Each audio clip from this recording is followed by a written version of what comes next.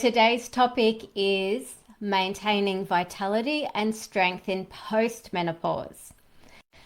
I'm always banging on about perimenopause, aren't I? That's like the big topic because it's such a huge hormonal shift for women to go through, bigger than puberty, goes for longer in many cases. But tonight I thought I would focus in on post-menopause. So menopause is when you haven't had a period for 12 consecutive months. Then you move into post-menopause. And from then, forevermore, you are in post-menopause. For women, our hormones change dramatically again in this phase with low levels of hormones, and the way our body makes hormones changes as well. Our needs change, our body is in a different aging process as well, and lots of things can happen post-menopausal. We have different dietary needs, we have different exercise needs, and we have different stress management needs as well. What I found myself talking about a lot with clients was repeating the same explanation about how our hormones are acting in postmenopause. Okay, so what do we start with? Let's have a look at my notes. I guess there's a bit of a misconception that in postmenopause, a lot of women are told or maybe think that their hormones just shut down, but that's not true. The truth is actually far more empowering, and that's what we're going to look at tonight. Tonight, I want you to think of this session as us pulling out a map together. So yeah, we're going to take a bird's eye view, and I'm going to try to make this as easy to understand as possible. Take away the complexities. We'll have a bit of complexity, but take away most of the complexity and keep it very easy to relate to. So post-menopause, it can feel a lot like you're walking through a city that you thought you knew, but suddenly the streets are all changed or the signs have changed.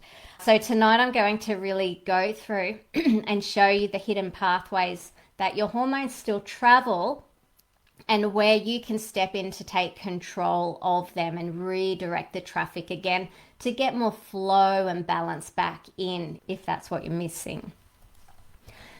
We're not dealing with our body that's a machine that just shuts down. It is far more subtle and beautiful than that. That's what I really want you guys to get out of tonight. Okie dokie. Now let's zoom right out and get a bird's eye view here. And I want you to picture your hormones as a river system. And I've got an info board here to do that with. Up here on the board, I've got hormones at their different stages, and it all starts up here with cholesterol. Now, this is really important because a lot of times women are finding when they have their blood tests that their cholesterol levels go up, and there can be quite a lot of reasons for that. But one reason can often be that our body is trying to make more hormones. It's registering through the feedback loops of the body that we don't have enough hormones, like enough estrogen or enough testosterone or enough cortisol or enough aldosterone. The body goes, oh, we need to make more. We're going to make more of the very first building block, the cholesterol. Cholesterol goes into the adrenal glands and makes the very first hormone, also termed the mother hormone, pregnenolone. So we've got our river system starting. From pregnenolone, our body will divert the river system in two ways, either over here or down here. A bit of both. It's just like accelerating certain pathways faster than others. Downstream, we can get progesterone, which goes down to corticosterone, down to aldosterone, and when this isn't adequate, we get high blood pressure. That's one of the streams that can happen with our hormones. Another stream is over to this side where we get the next hormone. There's actually quite a few hormones in here. I've just picked out some of the main ones because it couldn't fit it all on the board. So hydroxypregnenolone can turn into deoxycortisol. Now that's how, when you hear it, it makes sense, doesn't it? That's the precursor to cortisol.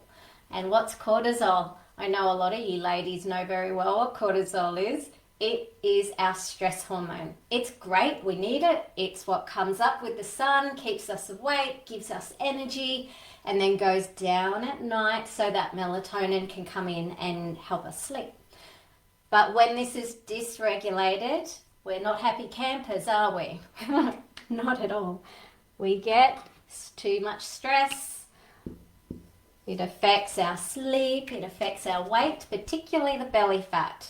Cortisol is a big one in perimenopause, but also menopause, especially when we're looking at weight. Now we're getting into the actual sex hormone part of it. The stream can go from here over to make DHEA. DHEA is also termed the anti-aging hormone because when we have enough DHEA post-menopause, it means that we'll have a good balance of the downstream hormones, which are, we might use red for this one, which are testosterone and estrogens. 3 estrogens. In postmenopause, the dominant estrogen is E1, estrone. So that's the one that we have the most of postmenopausal. For women before postmenopause, anyone who still gets a period, E2 is your dominant one. And if you're on hormone therapy, you'll be on E2. And then E3 is most dominant when we're pregnant. For us ladies, postmenopause, E1's our dominant estrogen. We've got these rivers.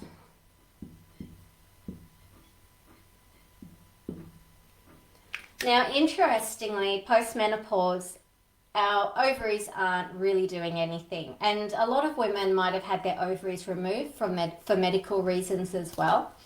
It's the adrenal hormones that are the star of the show when it comes to us keeping our sex hormones balanced. And a lot of this activity over here happens outside of the adrenal glands via aromatization.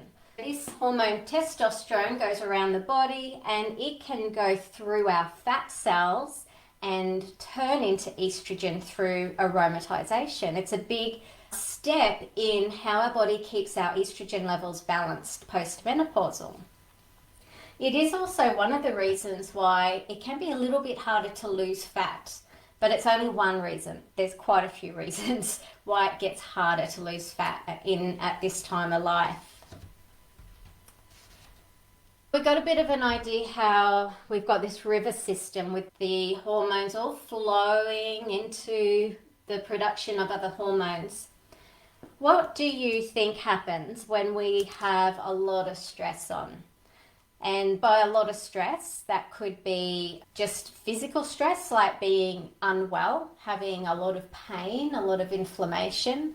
It could be psychological stress, so repetitive thinking, a lot of emotional stress. And it could be external stress, like a lot of exercise or training for marathons, or things like lifestyle stuff, like moving house, renovating. Like the list goes on and on, doesn't it, of what stresses we have in our life.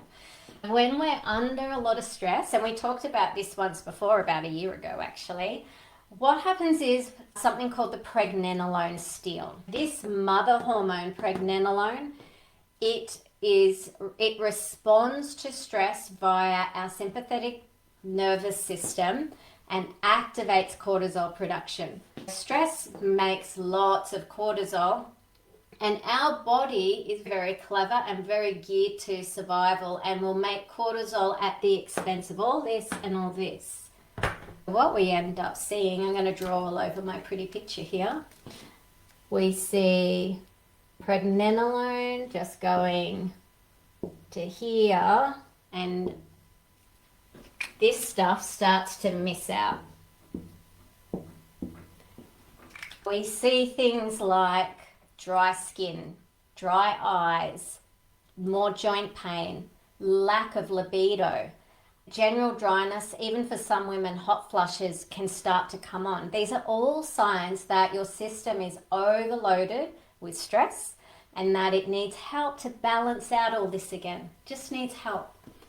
Every step between these hormone conversions, they require enzymes, and enzymes require vitamins and minerals, and then there's herbs that can also come along and help with the conversion of those steps. So as a naturopath, it is like getting that map and identifying where the weak points are. And we can use blood tests too. We can do saliva tests of everything to map it out, or we can use symptoms. So symptom pictures also can give us a very accurate way of figuring out your own roadmap.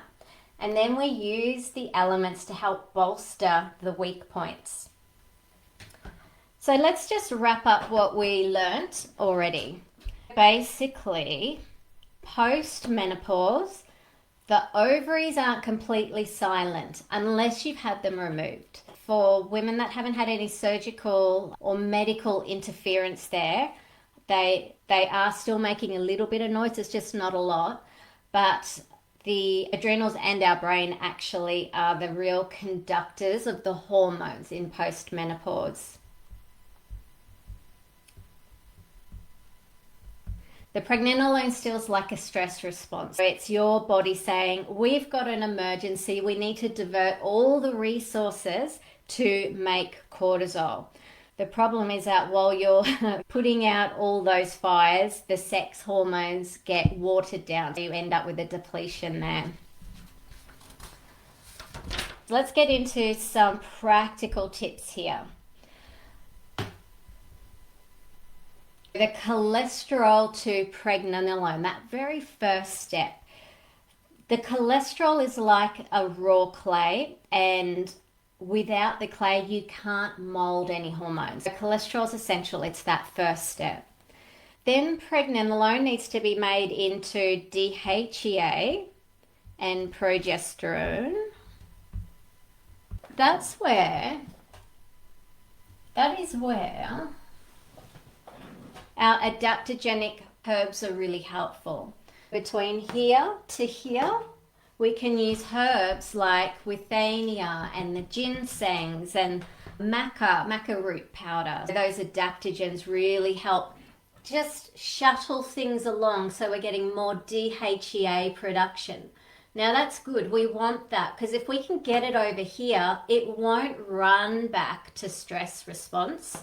We want to get it over there because it's safe. If we can get it to the DHEA, it's safe.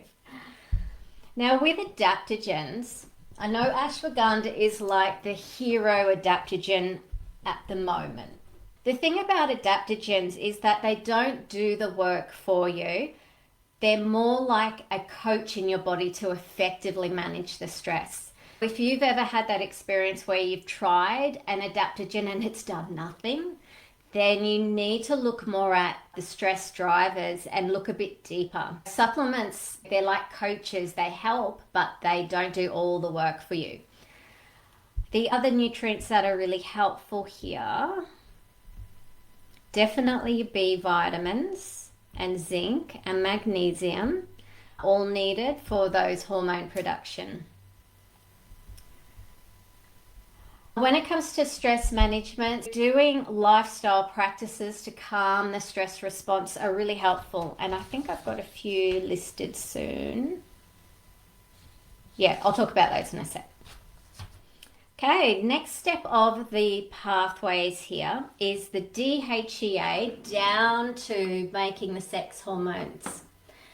The nutrients we want to make sure we're getting either in our diet or supplementing if we need to is zinc, vitamin 6, and the B vitamins, particularly B5, but I prefer to, if supplementing, unless someone specifically needs an individual B vitamin, I like to do a broad spectrum. It's the safest. These vitamins, think of them like the nuts and bolts that hold the hormone building machinery together. Without them, production stalls. They're non-negotiable. You have to have them there, otherwise everything stops. Now, if you work with an integrative doctor, they might prescribe DHEA, and you do need a doctor's script to access that, or a doctor can use different hormone replacement therapies along the way there too. But naturopathically, we're going more at that functional perspective with herbs and nutrients and diet and stress management.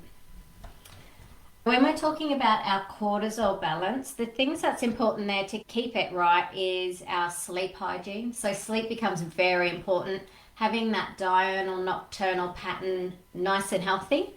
And then particularly too, for when we talk about sleep and hormones, our sleep between the hours of 10 p.m. and 12 p.m. are the most valuable for nourishing the cortisol, re-nourishing the adrenal glands. If you're skipping those hours of sleep, that can have a big impact too.